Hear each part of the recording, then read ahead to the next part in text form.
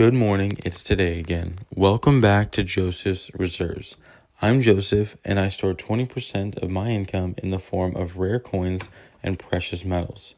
Each week, we've been looking at what the market has done in this last week.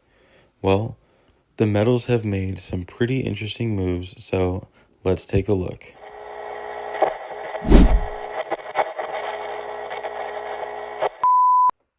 Congratulations to Emmanuel for getting to the comments first in my last video.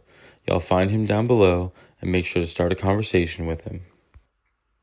Each week, I've been using the weekly close for gold, silver, platinum, and copper to discuss how they've effectively moved relative to each other throughout the week. Gold went from $4,509 to $4,598, an $88 move that was 1.96% in gain. Silver last week ended at $79.93, and this week closed at $90.29. That's a $10 change for a percentage of 12.96%. Platinum last week closed at $2,248, and this week is closing at $2,347, a $98 move. Percentage-wise, that's 4.38%. Copper last week closed at $5.81, and this week closed at $5.92. That's an 11-cent move, or 1.75%. So silver is clearly holding the momentum of this bull run. Platinum is recovering but still lagging behind prior highs.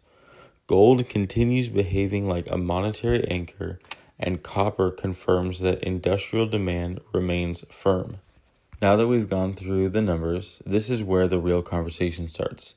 Because the numbers by themselves don't tell you what to do, they just tell you how the system behaves. One of the most important things to understand as a stacker is that not all metals move the same, and they're not supposed to. Silver moves fast, platinum moves fast. When they move, you feel it. Those metals amplify emotion on the way up and on the way down. And then there's gold. Gold doesn't chase momentum, it absorbs it. Gold moves slower, steadier, and with less drama. That doesn't make it boring, it makes it stabilizing. So when I see weeks like this, where silver and platinum make big moves and gold follows behind, I don't see chaos. I see the balance forming. That difference in behavior is exactly why holding more than one metal matters.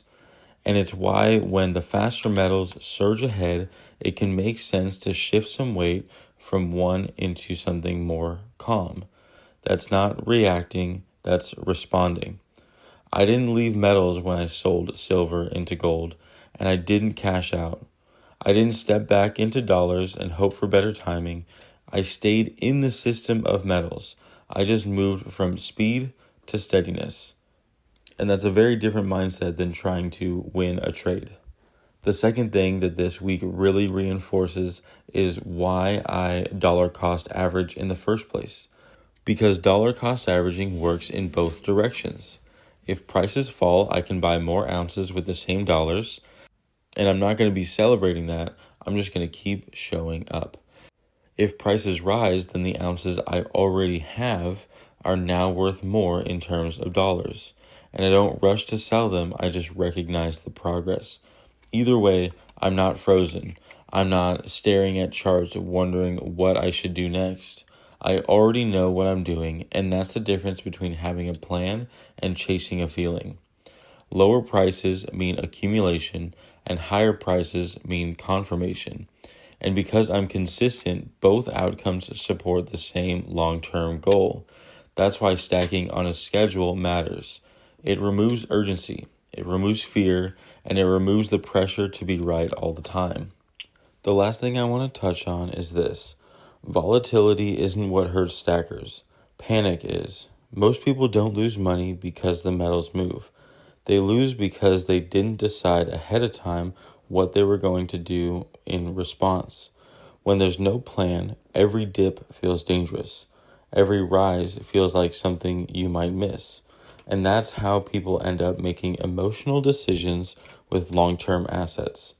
But when you already know what you'll do if prices go up, and you already know what you'll do if prices go down, then movement stops feeling threatening. It just becomes information. I already know what I'm going to do next week. I already know what I'm going to do next month. And because of that, weeks like this don't change my direction. They just confirm why the plan exists. So gold is up 1.9%, silver is up 12.9%, platinum is up 4.3%, and copper is up 1.7%. What does this actually tell us about the markets? Well, it confirms that gold is slow and steady. It confirms that silver and platinum are a lot more volatile. And copper being up confirms that the macroeconomics is in a upward trajectory.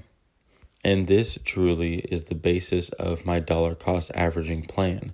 I dollar cost average into silver, and then when it is up, I trade into gold and silver in a way that manages a portfolio ratio. This is all scheduled out, planned out, long in advance, and is not reactions to the market. I'm simply just dollar cost averaging, then silver cost averaging into the bigger metals. Really, I guess, since they're more dense, you could say they're smaller metals. That's how the markets have moved this week, and that is what I'm taking away from them. A confirmation of my plan, a confirmation to continue doing what I'm already doing.